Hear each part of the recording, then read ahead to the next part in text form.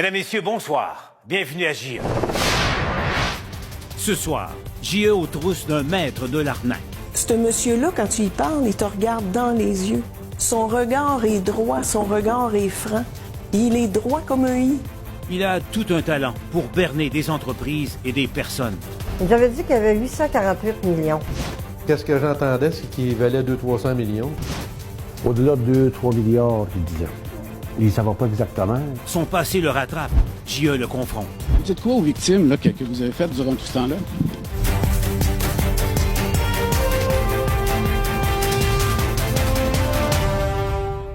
Ce soir à J.E., un portrait, celui d'un arnaqueur hors du commun, qui n'est pas sans rappeler d'ailleurs le personnage incarné par Leonardo DiCaprio dans le film Attrape-moi si tu peux.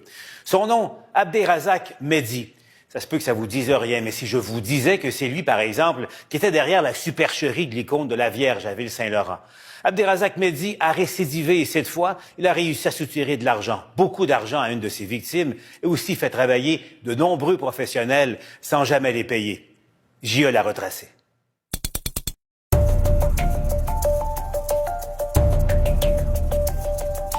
Qu'ont en commun l'auberge du lac Taureau à Saint-Michel-les-Saints, l'hôtel Christade et la maison Reed au centre-ville de Montréal, le château Vaudreuil à Vaudreuil-Dorion, ainsi que l'hôtel Barcelo à Punta Cana en République dominicaine.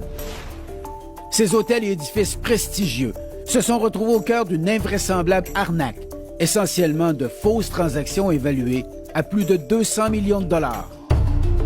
Des offres d'achat bidons et honoraires non payés à de nombreux professionnels.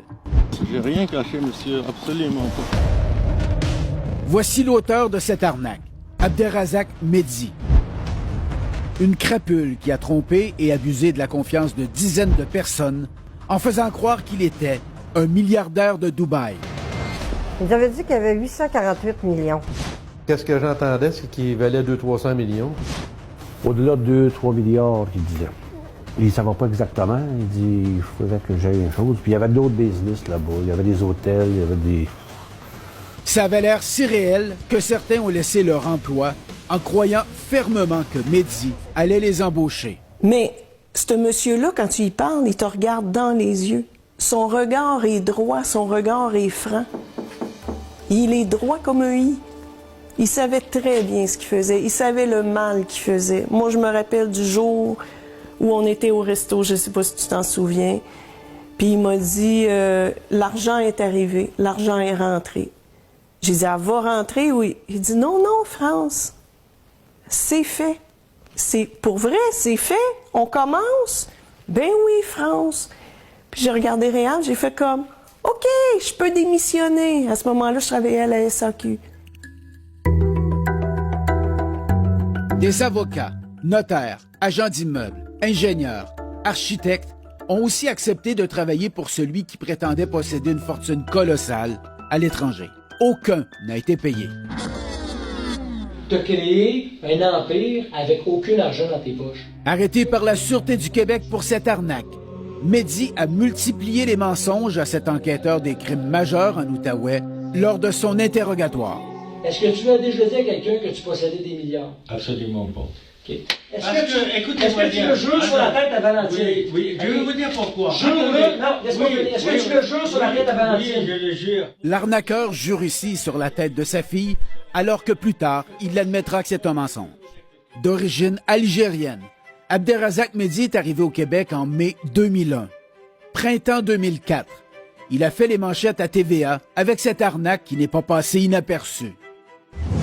Elle a commencé à couler. La première fois, je l'ai nettoyé. La deuxième fois et puis la troisième fois, j'ai appelé un voisin qui s'y connaît mieux que moi. Il disait avoir trouvé l'école en faisant le ménage dans l'immeuble où il était concierge. À l'époque, il prétendait qu'en 2 semaines, 3000 personnes étaient venues voir ce qu'il appelait le miracle de la Sainte Vierge. Si vous me parlez de miracle, de quelqu'un qui s'est guéri, je vous dirai oui, mais je ne donnerai pas des noms. C'est le miracle en lui-même. J'ai envie de prier de plus proche. Regardez là, en bas, lui, elle vient jusqu'ici, elle coule. Regardez là. C'est quoi l'histoire de Sainte Vierge qui suintait de l'huile? Non, c'était juste un lieu de prière. OK, donc ça c'était vrai qu'elle suintait la Sainte Vierge? Ouais, c'était... OK, on s'entend. 9 ans après l'affaire de l'icône qui suinte, en 2013, Abderrazak Mehdi revient à la charge avec une nouvelle arnaque aux proportions démesurées. Parce que moi, j'y croyais. Sa première victime est Réal Lapalme, un entrepreneur de Lamakaza, près de Mont-Tremblant, qui profitait d'une grande crédibilité dans son milieu avant que Mehdi entre dans sa vie. Tout a commencé lorsqu'il a accepté une offre d'achat sans dépôt d'argent pour un de ses terrains. Abderrazak Mehdi disait en avoir besoin pour un projet récréo-touristique de plus d'1 milliard de dollars pour touristes fortunés d'Europe. Réal Lapalme l'a cru, il a décidé de l'aider.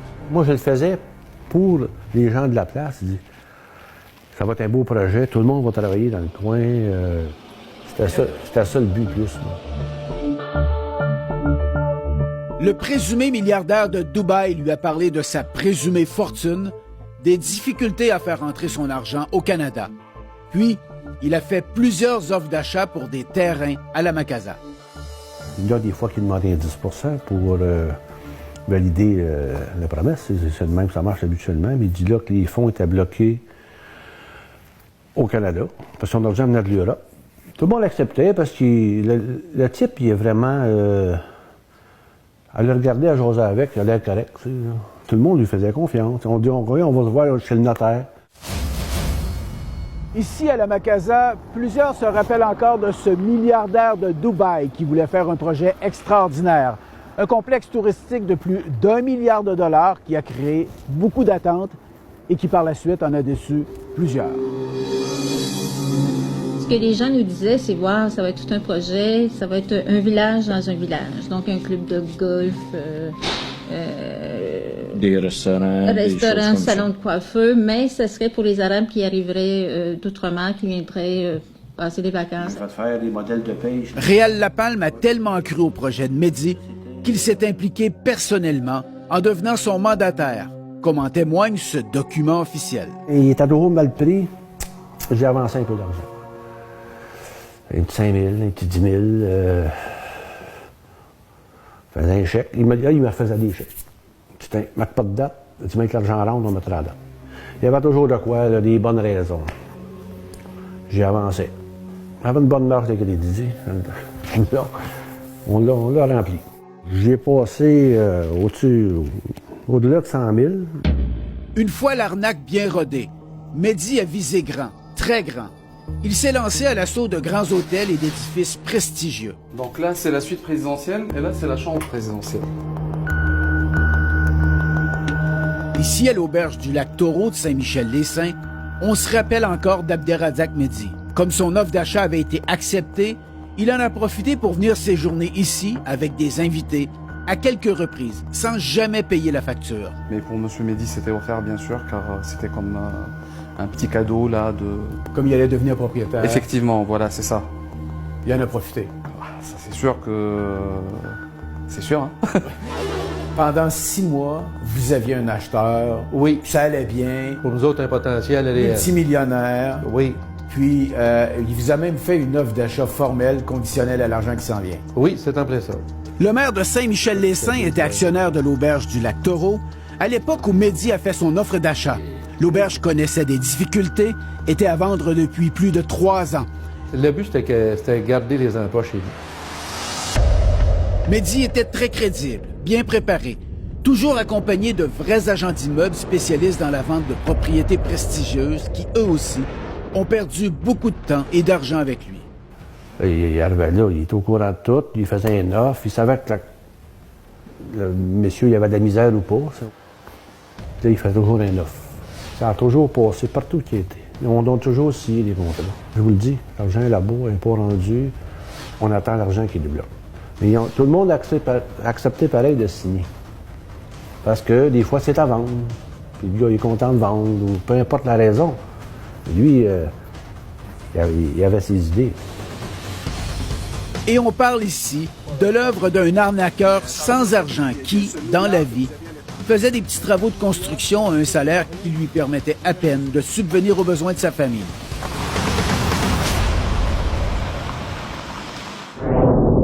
Dans un instant, Mehdi, l'arnaqueur, n'a aucune limite. Tu as dépensé 212 millions. Tu as dépensé 212 millions sur plein de choses.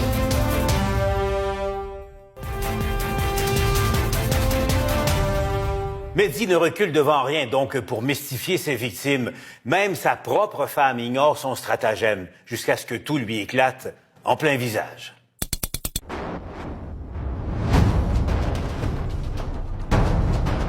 Alors qu'Abderrazak Mehdi réussissait à convaincre des dizaines de personnes depuis des mois qu'il était le milliardaire de Dubaï, il a dû en rajouter pour ceux qui commençaient à douter de lui. L'argent, ça sortait pas. J'étais un petit peu tabarnak, on fait quoi? Là, il me dit, j'ai une idée. Il dit, vu que le Canada ne veut pas débloquer mon argent, il dit, on va faire passer ailleurs, par la République dominicaine. J'ai appris que, lui, il disait ça, là. J'ai parlé avec des gens, on peut passer l'argent par la République l'envoyer ici. Mehdi a demandé à Réal Lapalme d'aller lui-même sur place pour le représenter, en lui donnant carte blanche pour acheter des hôtels. Je débarque l'avion, puis là, le monsieur qui a une pancarte, Lapalme, je le quitte. Et je signe, oui. C'était un douanier, mais il était rendu meuble aussi là-bas. Il fait deux. Il nous emmène à l'hôtel, on était reçus là. Un acheteur, je pense que c'était 15-20 millions, je ne me rappelle pas des montants. Il en a assez acheté d'affaires. Des offres d'achat pour 3 hôtels ont été rédigées. Évidemment, il n'y a pas eu de suite. En fin de compte, le voyage, je vais coûter 600 000 de dépenses pour revenir avec rien. Après 16 mois, il devient évident qu'il fait affaire avec un fraudeur. Il m'a joué un tour. Il dit, gars, Réal, il y a 200 000 dans le compte de rentrée. Il me montre une feuille de dépôt, 200 000 Et ça valait vraiment de dépôt, 200 000 C'est un échec. Mais le lendemain, je m'agratte et dis, il faut que je check ça, ça n'a pas d'allure. La banque a confirmé à Réal Lapalme que le chèque déposé par Mehdi était sans provision. Là, j'ai dit, le tabarnak. Là, j'ai dit, non. Là, il y a quelque chose, là. Pourquoi tu as fait un chèque dans ton compte de 200 000 $? Parce que moi, j'espérais recevoir de l'argent de la banque Laurentienne à la banque BMO. T'es honnête. Voilà. T'es honnête. Puis il venait de où cet argent-là? Ben, il n'y en avait pas d'argent. Mehdi, qui s'en sortait assez bien avec ses mensonges, a commis une erreur qui entraînera sa chute. Il a invité Réal Lapalme et sa conjointe à son mariage. Puis là, moi, puis France, on est là en dedans. On se met à jaser avec sa femme. Puis là, elle nous compte toute son histoire, là, madame.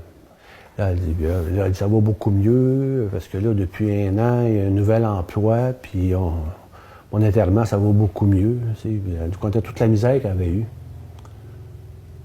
Puis lui, il ne travaillait pas, en réalité. Elle pensait qu'il travaillait à telle place. Puis moi, j'avais été invité comme un ami de travail. Bien d'autres se sont fait avoir par Mehdi et ses mensonges, dont ce couple qui habitait le même quartier que lui, à Laval. Gilles Préjean est devenu son chauffeur, sa femme Ginette, son adjointe. Ben, moi, je croyais qu'il y avait de l'argent. Le mec qui parlait, puis ça, puis le monde qui voyait avec moi, là, des gérants de banque, puis ça, je faisais toutes les banques avec lui, moi, là, j'étais chauffeur. M. Préjean a travaillé pour Mehdi sans salaire durant 4 mois. Au bout de 4 mois, c'est là que j'ai commencé à dire à ma femme, on va faire lâcher parce que j'ai pas une scène qui rentrait, moi. Je travaillais plus. J'ai dit, on va pas de la maison, ça continue. Fait que j'ai été obligé de le lâcher. Mais tranquillement, parce que je craignais encore qu'il y avait de l'argent. Durant tout ce temps, Mehdi avait d'étranges habitudes qu'il expliquait par le fait qu'il voulait cacher sa fortune à sa femme. Il n'y avait pas d'auto. Lui, il nous a dit que c'est elle qui voulait pas, parce qu'il n'y avait pas d'argent. Puis là, on a dit, oui, mais pourquoi vous ne voulez pas que votre femme le sache?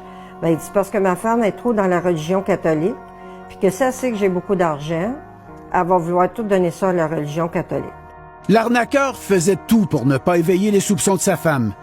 Le matin, il sortait de chez lui habillé en travailleur de la construction. Monsieur Mehdi, il a changé ici à tous les jours.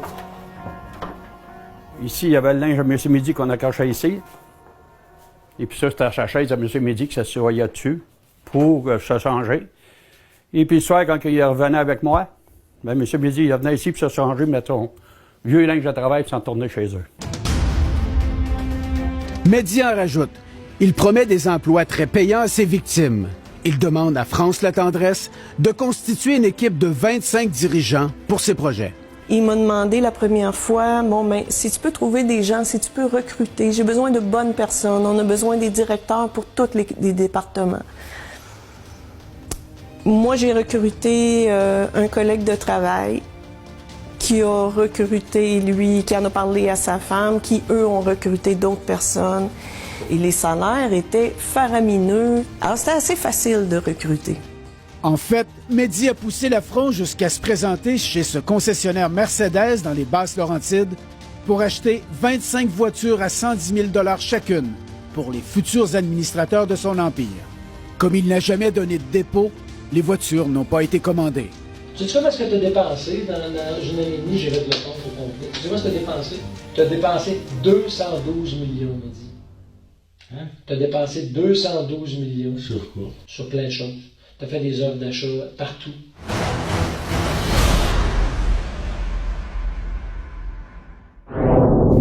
Dans un instant à JE, après des années et des années de fraude et de mensonges, la justice rattrape Mehdi. C'est un crime qui est insidieux. Se faire grossir les fesses, le phénomène de l'heure. Implant, transfert de gras, injection de silicone. Les Québécoises prêtes à tout pour ressembler à leurs idoles. JE, jeudi 19h30.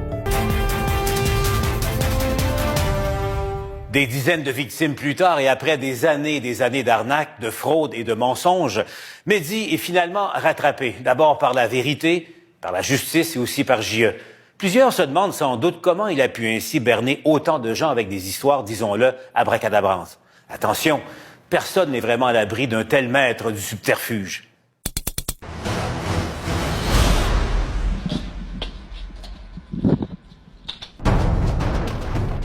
Abderrazak Mehdi, un fraudeur d'envergure, un menteur sans scrupules. C'est ici, au palais de justice de Mont-Laurier, qu'il a plaidé coupable pour avoir volé plus de 100 000 $ à sa principale victime, Réal Lapalme. Et aussi pour ne pas avoir payé les 11 000 $ d'honoraires à une avocate devenue juge depuis. Remarquez que pendant la comparution de Mehdi, ses victimes étaient constamment près de lui dans les corridors du palais de justice et il ne bronchait pas. Vous dites quoi aux victimes là, que vous avez faites durant tout ce temps-là? Je regrette de tout ce qui s'est passé, sans plus. Mais ça avait l'air crédible à l'origine. Ah, c'était très bien, très crédible. J'ai quand même beaucoup d'expérience. Le notaire Pilon de Mont-Tremblant fait partie des nombreux professionnels qui n'ont pas été payés par Mehdi. Dès qu'il a su que Réal Lapalme se faisait arnaquer, il lui a tout de suite dit de le dénoncer à la police. Monsieur Lapalme, selon vous, est une victime? Là? Ah, aucun doute. Aucun doute. Je le connaissais avant, M. Lapalme, c'est un client. Oui. D'ailleurs, c'est une des raisons principales pour accepter l'entrevue. C'était une injustice pour lui. Vous voyez tout ce qui s'est passé, mais quand on ne connaît pas l'histoire, on ne peut pas me juger sur les appels et les dires des gens. Est-ce que tu as joué au milliardaire pendant un an de tête dans toute cette histoire-là qu'on parle? Oui ou non? J'ai joué, oui. Merci de c'est la première fois ce soir que tu dis. Non, mais j'ai joué, oui. T'as joué au milliardaire. Mais attendez. Attendez quoi? Pour moi, c'est un crime qui est grave. C'est un crime qui va chercher non seulement l'argent des personnes, mais je pense que dans le cas de M. Lapalme, c'est un crime qui est insidieux. Il s'est mis ami, c'était quasiment son meilleur ami. Quand on a regardé ça, nous, comme enquêteurs, quand on s'est mis à analyser ça, moi puis mes collègues, la première impression qu'on a eue, c'était qu'on était dans une situation d'un scénario digne d'Hollywood. Ça nous a fait penser au fameux film que tout le monde connaît, Catch Me If You Can, parce que il y avait un côté à ça irréel, mais les gens y ont cru. C'était tellement irréel, trop beau pour être vrai. Cet enquêteur des crimes majeurs de la Sûreté du Québec parle d'une arnaque d'une ampleur sans précédent au Québec. L'ensemble de l'œuvre, l'ensemble des contrats, les gens qui ont travaillé, les gens qui ont cru au projet, c'est énorme. Monsieur Mehdi a bâti un empire avec absolument zéro. Vous avez dit aux gens que vous avez des millions, sinon des milliards à l'étranger? Non, absolument pas. Vous avez fait des offres d'achat pour des hôtels pour lesquels vous n'aviez pas d'argent? Absolument pas, j'ai rien dit de tout ça. Abderrazak Mehdi a été condamné à 2 ans moins 1 jour de prison. Durant l'audience, en cours, on a appris que Mehdi a fait des fraudes semblables en France avant de venir s'installer au Canada en 2001. Est-ce que vous l'avez mentionné ou pas que vous aviez un casier? J'ai rien à dire. Un mensonge qui pourrait lui coûter cher, l'expulsion du Canada où il vit depuis 16 ans. Je vous ai dit, vous n'avez pas de commentaire? Merci, M. Thériault. N'hésitez pas, hein? N'importe quand. Il y aura peut-être l'occasion un jour pour en parler. Ben, Monsieur Mehdi, moi, ça va me faire plaisir de vous avoir en entrevue. Je vous appellerai, croyez-moi. Vous aurez compris que, depuis, Mehdi ne m'a jamais rappelé. Denis, malgré tout ce qu'il a fait, on peut le dire, là, Mehdi s'en tire quand même à bon compte. Absolument. 2 ans moins un jour, Paul, il est actuellement à Bordeaux. Maintenant, Mehdi a brassé des dizaines de millions de dollars sur papier. Il a fait travailler de nombreux professionnels pour rien, sans les payer. Mais la vraie victime, celui qui a été extorqué, c'est Réal Lapalme. Ça a permis à Mehdi de mettre dans ses poches, durant cette arnaque, plus de 100 000 dollars. Et vous savez, Paul, j'ai parlé à plusieurs professionnels qui se sont fait prendre, qui n'ont pas voulu porter plainte, qui ne veulent pas donner suite à ça pour une raison. Ils sont gênés de ce qui s'est passé, de se faire prendre d'une telle manière. Merci, Denis. J'en profite pour vous rappeler que si vous avez des commentaires ou de l'information à nous transmettre, faites-le sans hésiter, soit par courriel à je@tva.ca, par téléphone au 1-888-822-5353 ou en tout temps sur Twitter ou notre page Facebook.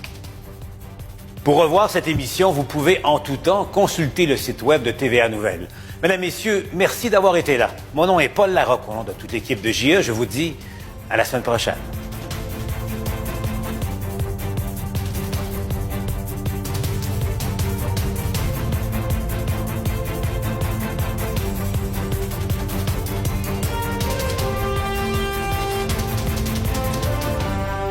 Mesdames, Messieurs, bonsoir. Bienvenue à JE. Ce soir, JE aux trousses d'un maître de l'arnaque. Ce monsieur-là, quand tu y parles, il te regarde dans les yeux. Son regard est droit, son regard est franc. Il est droit comme un i. Il a tout un talent pour berner des entreprises et des personnes. Ils avaient dit qu'il y avait 848 millions. Qu'est-ce que j'entendais, c'est qu'il valait 200-300 millions. Au-delà de 2-3 milliards, il disait. Il ne savait pas exactement. Son passé le rattrape. JE le confronte. Vous dites quoi aux victimes là, que vous avez faites durant tout ce temps-là?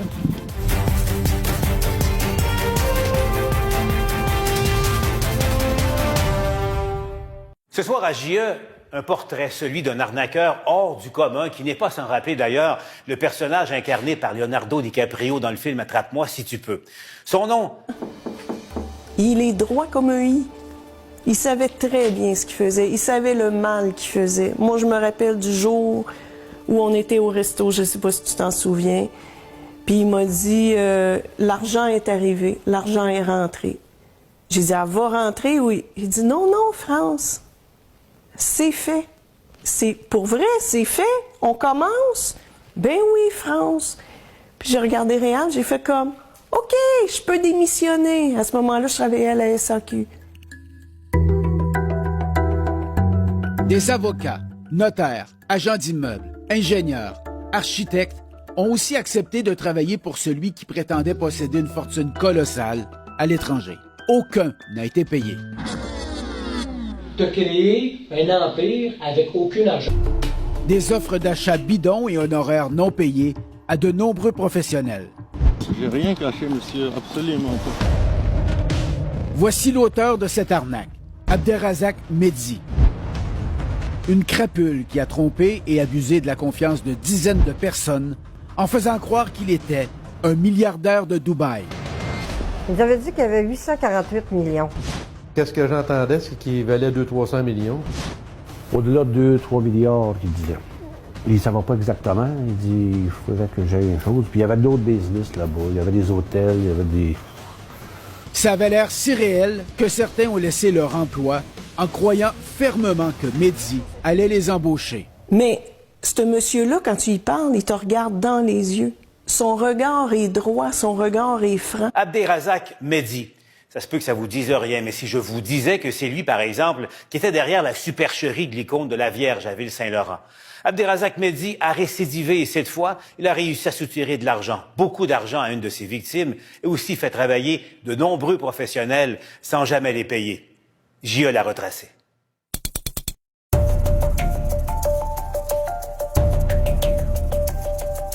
Qu'ont en commun l'auberge du lac Taureau à Saint-Michel-les-Saints, l'hôtel Cristade et la maison Reed au centre-ville de Montréal, le château Vaudreuil à Vaudreuil-Dorion, ainsi que l'hôtel Barcelo à Punta Cana, en République dominicaine. Ces hôtels et édifices prestigieux se sont retrouvés au cœur d'une invraisemblable arnaque, essentiellement de fausses transactions évaluées à plus de 200 millions de dollars. Arrêté par la Sûreté du Québec pour cette arnaque, Mehdi a multiplié les mensonges à cet enquêteur des crimes majeurs en Outaouais lors de son interrogatoire. Est-ce que tu as déjà dit à quelqu'un que tu possédais des milliards? Absolument pas. Okay. Est-ce que tu le jures sur la tête à Valentine? Oui, je vais vous dire pourquoi. Jure-le. Non, laisse-moi finir. Est-ce que tu le jures sur la tête à Valentine? Oui, je le jure. L'arnaqueur jure ici sur la tête de sa fille, alors que plus tard, il admettra que c'est un mensonge. D'origine algérienne, Abderrazak Mehdi est arrivé au Québec en mai 2001. Printemps 2004, il a fait les manchettes à TVA avec cette arnaque qui n'est pas passée inaperçue. On a commencé à couler. La première fois, je l'ai nettoyé. La deuxième fois et puis la troisième fois, j'ai appelé un voisin qui s'y connaît mieux que moi. Il disait avoir trouvé les combles en faisant le ménage dans l'immeuble où il était